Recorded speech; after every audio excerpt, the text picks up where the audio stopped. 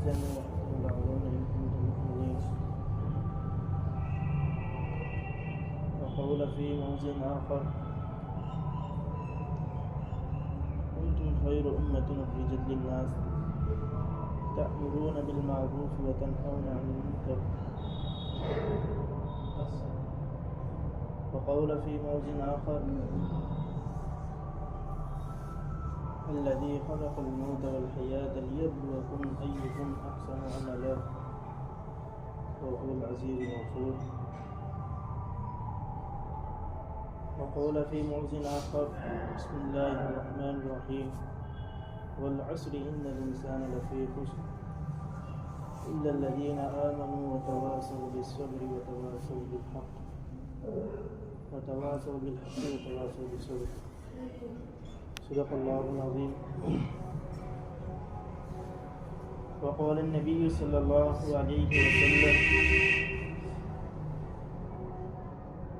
كن في الدنيا كأنك غريب أو عابر سبيل. وقول في موضع آخر: حب الدنيا رأس كل خطیہ. میرے محترم بزرگ دوست عزیز، اللہ رب العزت کا بہت بڑا احسان کرم ہے کہ اللہ رب العزت نے ہم سب کو مسلمان بنایا اور کلمہ لا الہ الا اللہ کی دولت سے نوازا ہے. یہ ہم پر اللہ رب العزت کا بہت بڑا احسان اور کرم ہے. اور ایک ایسی نبی کی امت میں پیدا کیا جو امام الانبیاء والامام المرسلین صلی اللہ علیہ وسلم نے، جس نبی کے صدقے توفیق میں اللہ رب العزت نے کائنات کو بنایا، ایسی نبی کی امت میں ہم کو پیدا کیا. جس نبی کے صدقے توفیق میں اللہ رب العزت نے ہم کو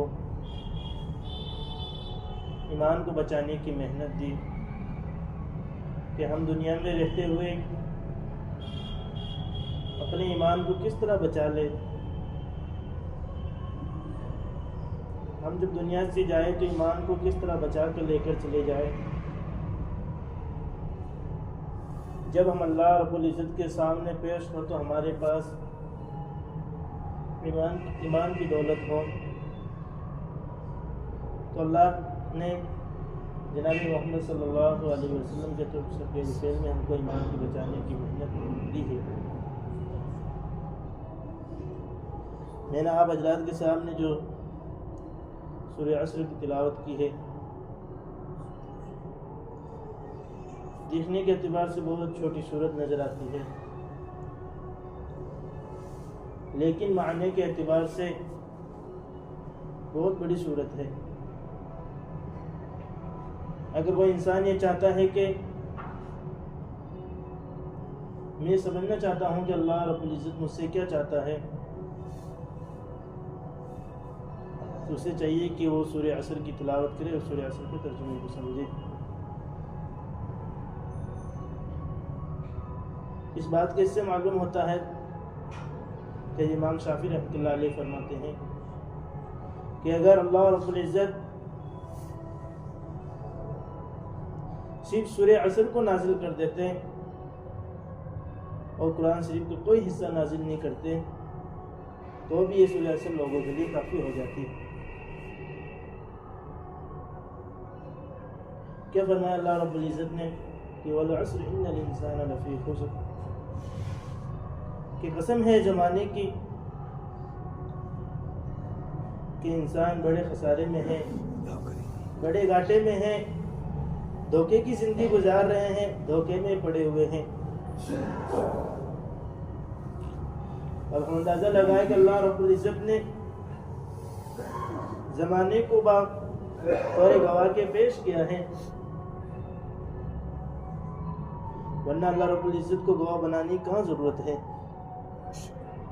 لیکن زمانے کو گواہ کے طور پر ہمارے سامنے پیش کیا ہے کہ قسم ہے زمانے کی، کیونکہ اللہ رب العزت جو بھی بات آگے بیان کرنا چاہتے ہیں، آگے فرمانا چاہتے ہیں، سب سے پہلے اپنی مخلوق میں سے ایک گواہ بناتے ہیں۔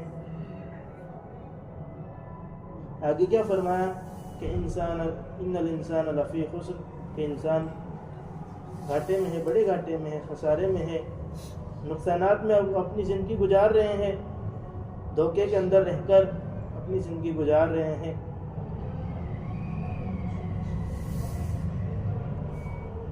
تب انسان گھاٹے میں کیسے ہیں کہ انسان نے سب سے پہلے اپنے اسی رب کو بلا دیا جس رب نے اس کو دنیا میں بھیجا تھا،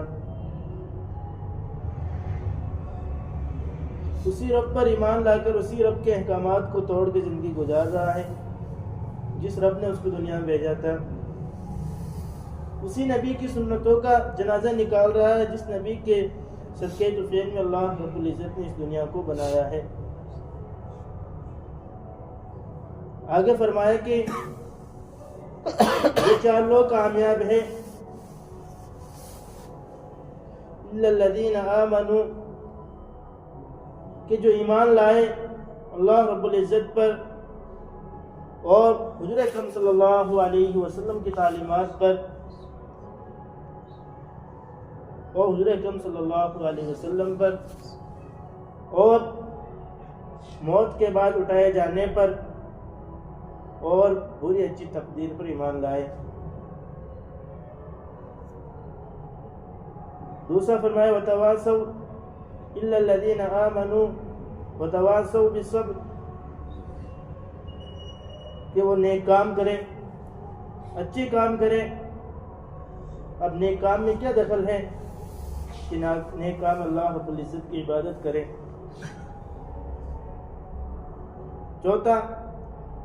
تیسرا وتواصوا بالحق، کہ حق بات کی تلقین کرے، امر بالمعروف نہی عن المنکر کرے، کہ اچھائی کا حکم دے اور جو بری چیزیں ان کے سامنے ہو رہی ہے ان سے لوگوں کو روکے۔ چوتھا وتواصوا بالصبر، کہ صبر کی تلقین کریں، کہ جو شخص اس راستے میں لگے گا، جو شخص دوسروں تک دین کی دعوت پہنچائے گا، اس کے اوپر مصیبتیں آنی ہیں۔ کہ ہمارے سامنے حضور اکرم صلی اللہ علیہ وسلم کی زندگی ہے، صحابہ اکرام رضی اللہ تعالی عنہم اجمعین کی زندگی ہے، کہ اللہ کے نبی کے اوپر تکلیفیں آئی، مصیبتیں آئی، لیکن صبر سے کام لیا۔ صحابہ اکرام رضی اللہ تعالی عنہم اجمعین پر مصیبتیں آئی، تکلیفیں آئی، صبر سے کام لیا، تو ہم کو بھی صبر سے کام لینا ہے۔ جس میں سب سے پہلے بتایا ایمان، کہ وہ کامیاب ہے جو اللہ رب العزت پر ایمان لایا، رسول اکرم صلی اللہ علیہ وسلم پر ایمان لایا۔ تو آج ہم دیکھیں کہ ہمارا ایمان کس درجے کا ہے، کیا ہم نے اپنے ایمان کو مضبوط بنایا ہے یا ہم نے اپنے ایمان کے مرتبے کو گھٹا دیا ہے۔ مضبوط بنایا صحابہ اکرام رضی اللہ تعالی عنہم اجمعین نے اپنے ایمان کو۔ آج ہمارے پاس جو ہے ایمان کی صورت ہے، ایک ایمان کا نقشہ ہے، حقیقی ایمان ہمارے پاس نہیں ہے۔ حقیقی ایمان صحابہ اکرام رضی اللہ تعالی عنہم اجمعین کے پاس تھا، کہ جس طرح ایک شیر کی مورتی ہوتی ہے اور ایک حقیقت میں شیر ہوتا ہے، تو شیر کی مورتی سے کوئی نہیں ڈرے گا، بڑا سے بڑا انسان شیر کی مورتی کے پاس آ جائے گا، چھوٹا سے چھوٹا بچہ شیر کی مورتی سے کھیل کے آ جائے گا، کیونکہ پتہ ہے وہ تو ایک شکل ہے۔ لیکن جب حقیقت میں شیر آ جائے، چھوٹا چھوٹا بچہ کیا بڑا سے بڑا انسان، چاہے دنیا والے اس کو طاقتور سمجھ رہے ہو، اس کے بھی رونگٹے کھڑے ہو جائیں گے، کیونکہ اس کے سامنے حقیقت میں شیر آ گیا ہے۔ اسی طرح ایمان ہے کہ آج جو ہمارے پاس ہے وہ ایمان کی صورت ہے، ایک ایمان کا نقشہ ہمارے پاس ہے۔ حقیقی ایمان تھا صحابہ اکرام رضی اللہ تعالی عنہم اجمعین کے پاس، جس کی وجہ سے کیا ہوا تھا کہ انہوں نے دنیا کو چھوڑ دیا تھا، دین کی خاطر قربانی دینا ان کے لیے آسان ہو گیا۔ لیکن آج مسلمان نے، ایک ایمان والے نے ایمان کو چھوڑا ہے تو آج وہ پریشان نظر آ رہا ہے۔ جگہ جگہ مسلمان پریشان، کس وجہ سے؟ کہ انہوں نے اپنے ایمان کی محنت کو چھوڑ دیا، اپنے ایمان کو بنانا چھوڑ دیا، اپنے یقین کو چھوڑ دیا، کیونکہ ان کا یقین اللہ رب العزت پر نہیں ہے، ان کا یقین غیر اللہ پر ہے، ان کا یقین اپنے کاروبار پر ہے، ان کا یقین اپنی کھیتی باڑی پر ہے۔ یقین ہونا چاہیے تو اللہ پر ہونا چاہیے۔ کہ صحابہ اکرام رضی اللہ تعالی علیہ مجمعین کے پاس یقین تھا، ایمان تھا، کہ ان کا یقین اللہ رب العزت پر تھا۔ دین کی خاطر انہوں نے دنیا کو چھوڑا تو اللہ رب العزت نے دنیا کو ان کے قدموں میں ڈال دیا۔ ہمیشہ دین کی خاطر تیار رہتے تھے۔ آج ہمارے سامنے اگر دین کا تقاضا آ جائے تو ہم دین کے تقاضوں کو چھوڑ دیں گے اور دنیا کے تقاضوں کو لے لیں گے۔ کہ ایک انسان کے پاس ایک بکری کا بچہ ہے اور ایک خود کا بچہ ہے، اگر خود کا بچہ بیمار ہو جائے تو بکری کے بچے کو قربان کر دے گا، چاہے بکری کا بچہ پنجرے کے نیچے ہی کیوں نہ ہو۔ اس کو اس کی پرواہ نہیں رہے گی کہ مجھے میرے بکری کے بچے کو بھی دودھ پلانا ہے، لیکن اس کو اپنے بچے کی فکر رہے گی۔ یہ حال ہمارا ہو گیا کہ ہم کو دین کی، اپنے ایمان کی کوئی فکر نہیں ہے، ہم کو فکر ہے تو دنیا کی فکر ہے۔ جس دنیا کو اللہ رب العزت نے دھوکے کا سامان فرما دیا کہ وَمَنْ حَيَاةُ الدُّنْيَا إِلَّا مَتَاعُ الْغُرُورِ، کہ دنیا تو دھوکے کا سامان ہے۔ آج انسان اسی دھوکے کے سامان میں پڑ کے زندگی گزار رہا ہے۔ حضرت علی رضی اللہ تعالی عنہ کا قول ہے کہ آج انسان جتنا دنیا کے قریب جا رہا ہے، جتنا دنیا کے نزدیک ہوتا ہوا جا رہا ہے، دنیا اتنی اس سے دور ہو رہی ہے اور قیامت اس کے قریب آتی ہوئی جا رہی ہے، اور لہذا دنیا نے جو اس سے قریب ہو رہے ہیں اس کو اپنا تھوڑا بھی حصہ نہیں دیا۔ ہم دیکھیں کہ ہمارے سے پہلے کتنے بڑے بند عقل مند آئے، لیکن دنیا نے ان کو بھی کوئی حصہ نہیں دیا۔ آگے فرمایا کہ دنیا اور آخرت کے کچھ بیٹے اور غلام ہوتے ہیں، تم دنیا کے غلام مت بننا، تم آخرت کے بیٹے بن جانا۔ آج ایک انسان دنیا کا غلام بن کر ایمان والا ہے، دنیا کا غلام بن کے زندگی گزار رہا ہے۔ کس وجہ سے ہوا؟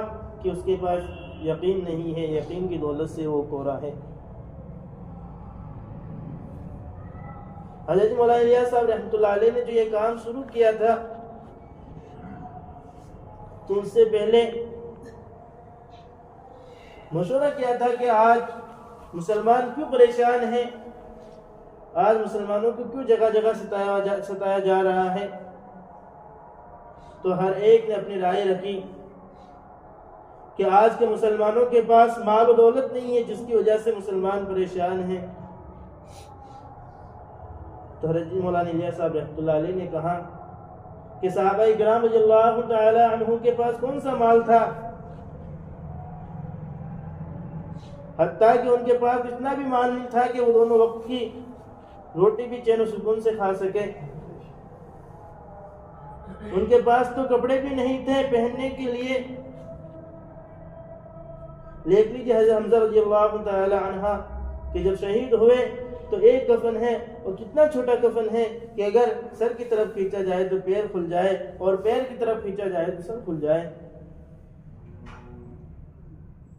کسی نے کھڑے ہو کر رائے دی کہ صحابہ اکرام رضی اللہ تعالی عنہ کے پاس علم کی دولت تھی، جس کی وجہ سے صحابہ اکرام رضی اللہ تعالی عنہ کو کوئی پریشان، کوئی تکلیفیں نہیں پہنچا سکتا تھا۔ تو حضرت نے جواب دیا کہ صحابہ اکرام رضی اللہ تعالی عنہ تو کتنے تھے؟ 1 لاکھ 2 لاکھ، لیکن آج دنیا میں دیکھ لیجیے کتنے حفاظ اکرام ہیں، کتنے سیاہ ستہ پڑھانے والے ہیں۔ اس زمانے سے زیادہ علم تو آج کے زمانے میں ہے۔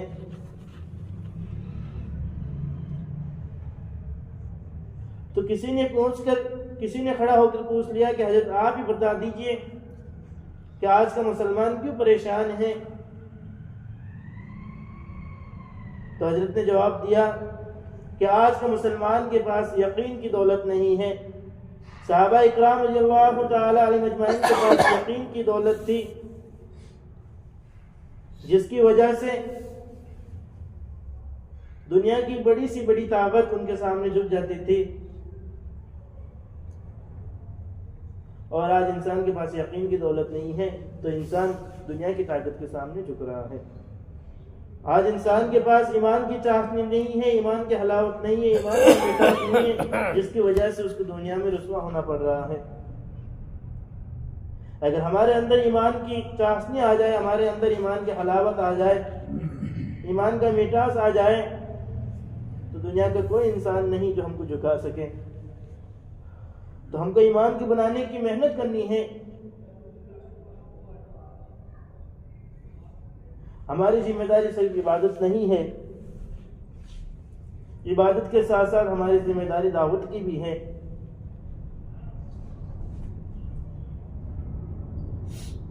کہ اگر ہم دعوت دیں گے تو جو لوگ اس کلمے سے دور ہیں، جو لوگ اللہ رب العزت کے گھروں سے دور ہیں، وہ اللہ رب العزت کے گھروں میں آنے والے بنیں گے، وہ اللہ رب العزت کے گھروں کو آباد کرنے والے بنیں گے۔ یہ کب ہوگا؟ جب کہ ہم دعوت دیں گے۔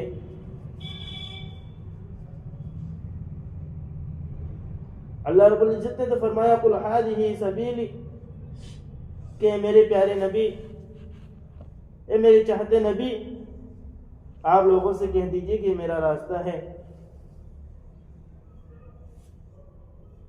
ادعو الی اللہ، کہ میرا سونا عبادت ہے، میرا چڑھنا عبادت ہے، میرا بیٹھنا عبادت ہے۔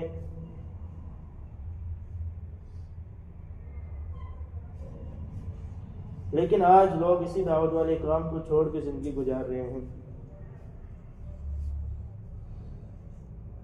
یہ ہماری ذمہ داری ہے کہ ہم اس دعوت والے کام کو آگے پہنچائیں، جس طرح صحابہ اکرام رضی اللہ تعالی عنہم اجمعین نے اس دعوت والے کام کو آگے پہنچایا۔ ہماری ذمہ داری صرف مال جمع کرنا نہیں ہے کہ صحابہ اکرام رضی اللہ تعالی عنہم اجمعین کے اوپر جب فتوحات کے دروازے کھلے تو کتنا مال ہوا کہ حضرت ابو عبیدہ بن جراح رضی اللہ تعالی عنہ، کہ حضرت عمر فاروق رضی اللہ تعالی عنہ نے حضرت عبیدہ بن جراح رضی اللہ تعالی عنہ کو شام کا گورنر مقرر کیا، شام کا گورنر بنا دیا۔ تو ایک مرتبہ حضرت عمر رضی اللہ تعالی عنہ کے دل میں آئی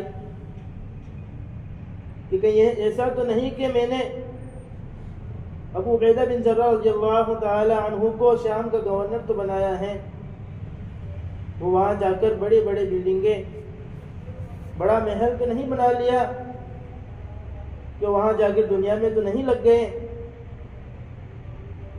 تو حضرت عمر رضی اللہ تعالی عنہ نے کہا کہ میرا دل چاہتا ہے کہ میں اپنے بھائی کے مکان کو دیکھوں، کیونکہ شام کے اندر کھیتی بہت تھی، مدینہ میں اتنی کھیتی نہیں تھی۔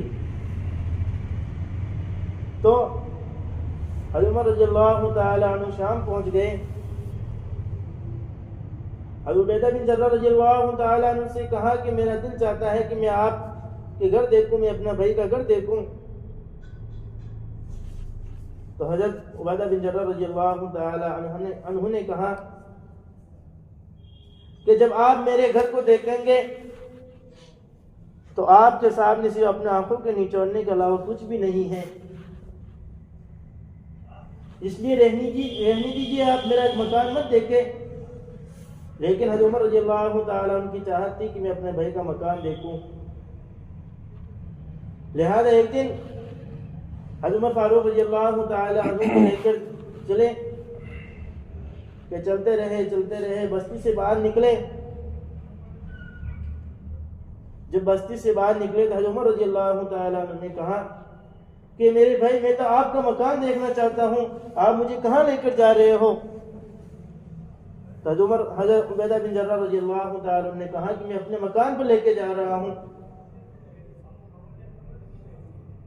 لہذا تھوڑی دیر چلے اور لے جا کر ایک پھوس کی بنی ہوئی جھوپڑی کے سامنے کھڑا کر دیا اور کہا کہ یہ ہے میرا مکان،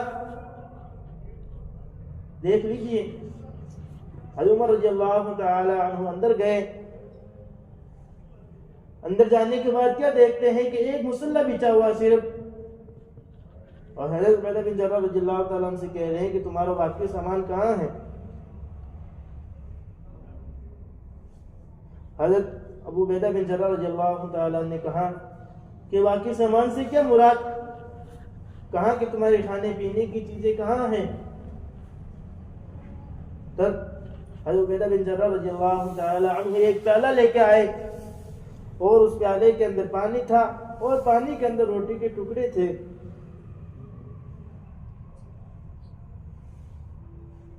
تو حضرت عمر رضی اللہ تعالیٰ نے کہا کہ تم اس سے کیا کرتے ہو؟ تو کہا کہ میں یہ سوکھے ٹکڑے پانی میں ڈال کر کھا لیتا ہوں،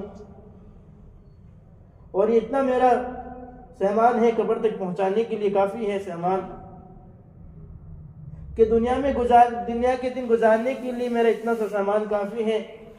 آج ہم نے دنیا کے سامان کو جمع کرنے کی محنت میں کوششوں میں لگے ہوئے ہیں،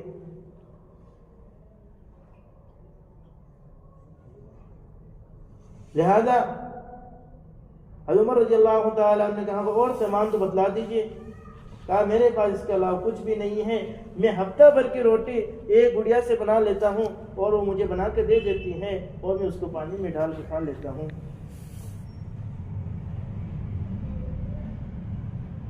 شام کے گورنر ہیں،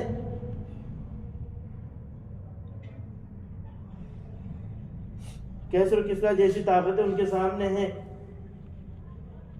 جس طرح کہ آج کے دور میں امریکہ کو بڑی طاقتور سمجھا جاتا ہے۔ کھانے کے لیے کیا ہے؟ سوکھے ٹکڑے ہیں، رہنے کے لیے ایک جھونپڑی ہے۔ تو اس کو دیکھ کر حضرت عمر رضی اللہ تعالیٰ عنہ کی آنکھوں میں آنسو جاری ہو گئے۔ تو کہا کہ حضرت میں نے تو پہلے ہی کہا تھا کہ آپ جب میرے مکان کو دیکھیں گے تو آپ اپنے آنکھوں کو نچوڑنے لگ جاؤں گے۔ حضرت عمر رضی اللہ تعالیٰ عنہ نے کہا کہ جی ہاں آپ نے سچ کہا تھا، آپ نے سچ فرمایا، لیکن میرا دل چاہتا تھا کہ میں اپنے بھائی کے مکان کو دیکھوں۔ وہ ابو عبیدہ بن جراح جس کے سامنے کیسر و کسریٰ کی سپر پاور طاقتیں، جو اپنے گھٹنے ٹیکی ہوئی ہیں، جو اپنے مال کو ان کے سامنے لا کر رکھ دی، پھر بھی ان کو مال کی کوئی پرواہ نہیں ہے۔ ان کو چاہت ہے میرے اللہ کس طرح راضی ہو جائے، ان کو چاہت ہے کس طرح میرا نبی راضی ہو جائے، ان کی خواہشات تو یہ تھی۔ لیکن آج ہم نے دنیا کو خوش کرنے میں لگے ہوئے ہیں، ہماری پوری کی پوری زندگی اللہ کے باغی بن کر گزر گئی، اللہ کے نافرمان بن کر گزر گئی۔ کبھی یہ نہیں سوچا کہ میں نے کبھی اللہ کو راضی بھی کیا ہے، کبھی یہ نہیں سوچا کہ میں کہ اللہ کے سامنے بھی کبھی میں نے زندگی گزاری ہے، کہ اللہ رب العزت نے اگر ایک انسان کو تمام نعمتیں دے دی تو اس کے ذریعے کامیاب نہیں ہے۔ جب تک اس کو ایک نعمت نہیں ملے وہ کامیاب نہیں ہو سکتا، کہ جب تک اس کے پاس ایمان کی نعمت نہیں ہے وہ کامیاب نہیں ہے۔ چاہے پوری دنیا والے اس کو کامیاب سمجھیں کہ اس کے پاس تو کامیاب ہونے کی تمام چیزیں ہیں، تمام اسباب ہیں اور یہی کامیاب ہے، نہیں میرے محترم بزرگوں دوستو عزیزو، وہ کامیاب نہیں ہے۔ کامیاب تو وہ شخص ہے چاہے اس کو دنیا کی پوری نعمتیں نہیں ملی، چاہے وہ دنیا میں غریبی کی حالت میں زندگی گزار رہا ہے، لیکن اس کو ایمان کی نعمت مل گئی، اس کی ایمان کی دولت مل گئی، وہ کامیاب ہے۔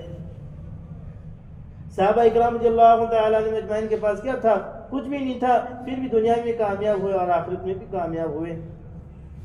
کہ جب اسلام میں داخل ہوتے تھے تو اپنے گھر بار کو چھوڑ کے آتے تھے، اپنے ماں باپ کو چھوڑ کے آتے تھے، کہ مدینہ منورہ کے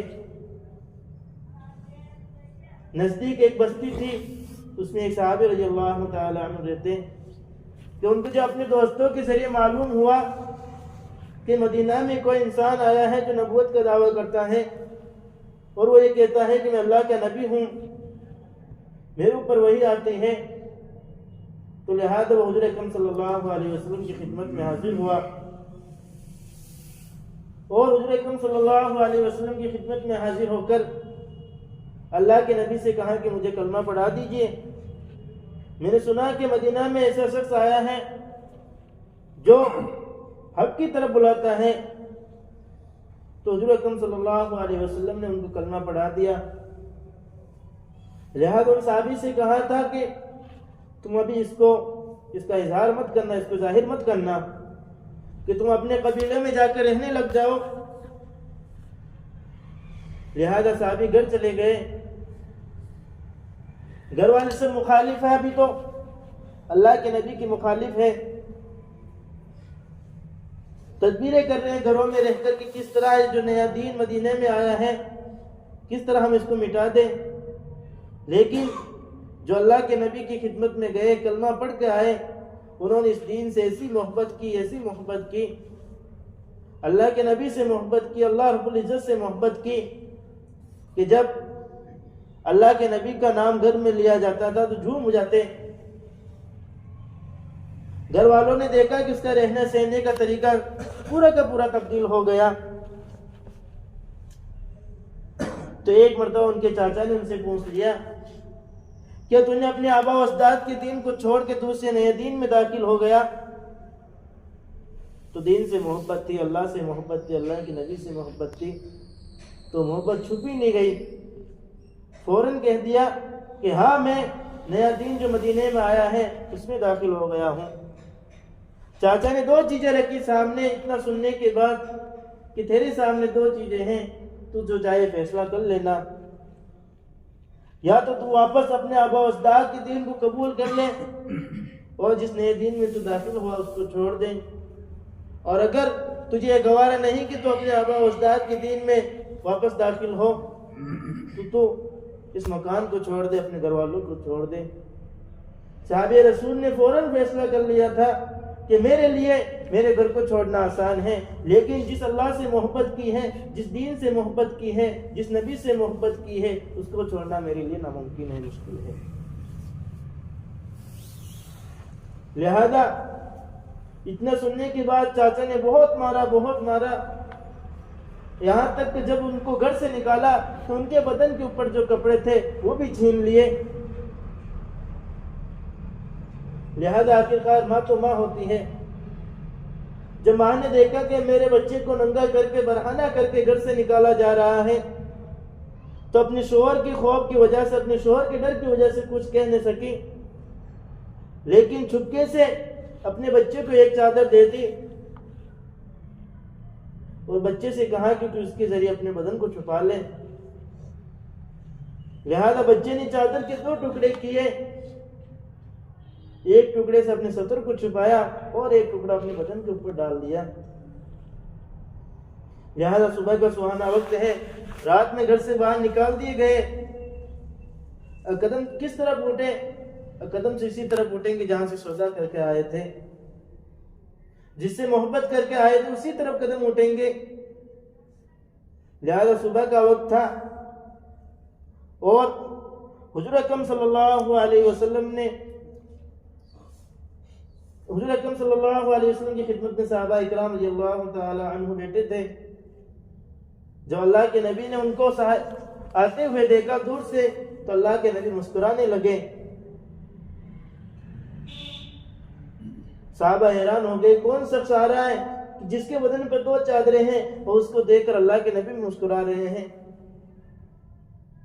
لہذا آ کر اللہ کے نبی کے قدموں میں گر گئے اور کہنے لگے کہ اللہ کے نبی، میں نے اس دین کی خاطر، میں نے اللہ کی محبت کی خاطر، میں نے آپ کی محبت کی خاطر اپنے آبا و اجداد کو چھوڑ دیا، لہذا میں آپ کے قدموں میں حاضر ہوں، لہذا آپ مجھ سے جو چاہے خدمت لیں۔ لہذا اصحاب صفہ میں شامل ہو گئے۔ آگے ایک مرتبہ اللہ کے نبی کریم صلی اللہ علیہ وسلم نے اعلان کر دیا اللہ رب العزت کے راستے میں جانے کے لیے، جہاد میں جانے کے لیے، تو وہ صحابی بھی نکل گئے ابھی نئے نئے مسلمان ہوئے ہیں، ابھی دین کے اندر داخل ہوئے ہیں، اور کپڑے بھی نہیں ہے پہننے کے لیے، کھانے کے لیے کچھ بھی نہیں ہے، لیکن اللہ کا حکم ہوا، اللہ کے نبی کا حکم ہوا، فوراً نکل گئے۔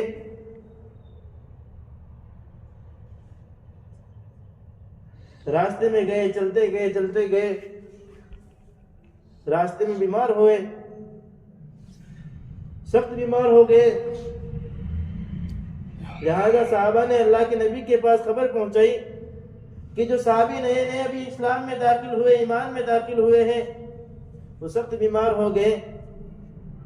تو اللہ کے نبی اور حضرت بکر صدیق رضی اللہ تعالی عنہ اور حضرت عمر رضی اللہ تعالی عنہ گئے، اور اللہ کے نبی کریم صلی اللہ علیہ وسلم نے ان صحابی کا سر اپنی گود مبارک میں رکھا، اور یہ وہ صحابی ہے کہ جن کی نظر جناب محمد صلی اللہ علیہ وسلم کے چہرے انور پر پڑی ہوئی ہے، اور اسی حالت میں جان دے دی۔ لہذا اس کے بعد حضور اکرم صلی اللہ علیہ وسلم نے کہا کہ کفن دفن کی تیاری کی جائے، اور ان کے کفن میں اللہ کے نبی نے اپنی چادر دی تھی۔ وہ صحابی کی جن کو گھر اس ایمان کو قبول کیا تو گھر سے برہنہ ننگا کر کے گیا، لیکن آج اس صحابی کی کفن حضور اکرم صلی اللہ علیہ وسلم کی چادر مبارک ہے، اور حضور اکرم صلی اللہ علیہ وسلم نے ان کو اپنے ہاتھوں سے قبر کے اندر رکھا تھا، اور کہا کہ اللہ میں اس سے راضی، تو بھی اس سے راضی ہو جا۔ حضرت عمر رضی اللہ تعالیٰ عنہ کھڑے کھڑے خواہش کر رہے ہیں کہ کاش کہ اس وقت میرا جنازہ ہوتا اور حضور اکرم صلی اللہ علیہ وسلم کی چادر مبارک میں مجھے کفن دیا جاتا، اور اللہ کے نبی کے ہاتھوں کے ذریعے میں قبر میں رکھا جاتا، اور اللہ کے نبی یہی فرماتے جس وقت فرما رہے کہ اللہ میں اس سے راضی ہوں، تو بھی راضی ہو جا۔ تم دیکھیں کہ صحابہ اکرام رضی اللہ تعالیٰ علیہ اجمعین نے کیسی قربانی دی تھی اس ایمان کو بنانے کے لیے۔ ہر طرح کی قربانی دینا ان کے لیے آسان، جن کو دنیا میں جنتی ہونے کی خوشخبری مل گئی ان کے لیے وہ بھی اپنے ایمان کے بارے میں فکر مند ہیں۔ اور ان صحابی کا کیا نام تھا کہ حضرت عبداللہ ذوالبجادین سے مشہور ہو گئے۔ دو چادر کہ ان کی والدہ نے جو ایک چادر دی تھی اس کے دو ٹکڑے کر کے ایک اپنے سطر کو چھپایا تھا اور ایک اپنے بدن کے اوپر ڈالی، تو ذوالبجادین سے مشہور ہو گئے۔ تو کیا نام تھا؟ عبداللہ ذوالبجادین چادر کو کہتے ہیں عربی میں۔ تو بات چل رہی تھی کہ جن صحابی کو اللہ نے جنتی ہونے میں خوشخبری دنیا میں جنتی ہونے کی خوشخبری دے دی، وہ صحابی اپنے ایمان کے بارے میں فکر مند ہیں کہ کس طرح میں اپنے ایمان کو بچا لوں۔ حضرت بکر صدیق رضی اللہ تعالی عنہ کو اللہ کے نبی نے دنیا میں خوشخبری دے دی، وہ بھی اپنے ایمان کو بچانے کی فکر مند کر رہا ہے کہ میں اس ایمان کو کس طرح بچا کے لے جاؤں۔ وہ بھی خواہش کر رہا ہے کہ خاص میں ایک تنکا ہوتا جو ہوا میں اڑ جاتا، خاص میں کسی مومن کا بدن کا بال ہوتا جو گر جاتا۔ لیکن آج ہم نے اس ایمان کے بارے میں کیا فکر کی ہے؟ آج ہم نے ہر چیز بننا سیکھا، نہیں سیکھا تو مسلمان بننا نہیں سیکھا، نہیں سیکھا تو ایمان کو بنانا نہیں سیکھا، نہیں سیکھا تو یقین کو بنانا نہیں سیکھا۔ ہم نے کپڑے خریدنے سیکھا، ہم نے کپڑے بیچنے سیکھا، ہم نے دکان کو چلانا سیکھا۔ ہماری ماں بہنوں نے کیا نہیں سیکھا؟ ہماری ماں بہنوں نے دین کو نہیں سیکھا۔ انہوں نے زیور کو خریدنا سیکھا، زیورات پہننا سیکھا۔ وہ یہ سمجھتی ہے کہ ہماری ذمہ داری تو ہماری کچن اور مکان کی صفائی ہے، نہیں، ان کی ذمہ داری بھی اس دین کی ہے۔ جس طرح انسان چاہتا ہے کہ میرے اوپر اللہ رب العزت کے اہم فریضے کو ادا کرنا فرض ہے، اسی طرح اس اہم فریضے کو ادا کرنا اپنی ماں بہنوں کے اوپر بھی فرض ہے۔ ان کی فکریں کون کریں گے؟ ان کی فکریں بھی ہم کو کرنی ہیں کہ ہم تو کہیں بیٹھ کے دین کی بات سن لیتے ہیں لیکن ہمارے ماں بہنیں دین کی بات نہیں سنتے۔ جس طرح انسان کے اوپر ذمہ داری ہے کہ وہ کما کے لائے گا، انسان اپنی ذمہ داری سمجھتا ہے کہ کمانا میری ذمہ داری ہے، کما کے لانا میری ذمہ داری ہے، اپنے بچوں کو کھلانا میری ذمہ داری ہے۔ اسی طرح انسان کی ذمہ داری ہے کہ وہ اپنے ماں بہنوں کو بھی دین سکھائے۔ تو ہماری زندگی میں دین کیسے آئے گا؟ ہمارا ایمان تازہ کیسے ہوگا؟ ہمارا یقین کس طرح بنے گا؟ ہمارا یقین گھر پر رہتے ہوئے نہیں بنے گا، ہمارا یقین اس دھوکے دنیا میں نہیں بنے گا۔ اس کے لیے ہم کو اللہ رب العزت کے راستے میں نکالا جاتا ہے تاکہ ہمارے ایمان کو بنانا ہمارے لیے آسان ہو جائے، یقین کو بنانا ہمارے لیے آسان ہو جائے۔ جس طرح صحابہ اکرام رضی اللہ تعالیٰ عنہ کا یقین تھا، جس طرح انبیاء کا یقین تھا، جس طرح صحابیات کا یقین تھا، جس طرح کا یقین تھا صحابیات کا کہ حضرت زنیرہ رضی اللہ تعالی عنہا جو ابو جہل کی والدی ہے، جو اسلام میں داخل ہوئی نہیں، بوڑھی تھی، کمزور تھی، ضعیف تھی، تکلیفیں برداشت نہیں کر سکتی تھی، تو ابو جہل کو معلوم لگا کہ میری باندھی زنیرہ اسلام میں داخل ہو گئی، لہذا ان کو ہر طرح کی تکلیفیں پہنچاتا رہا۔ کبھی امیہ بن خلف کو بلا کے ان کو تکلیفیں پہنچاتا۔ ایک مرتبہ ابو جہل نے ان کے سر میں ایسی چیز کی ماری کہ جس کی وجہ سے ان کے آنکھوں کی روشنی چلی گئی۔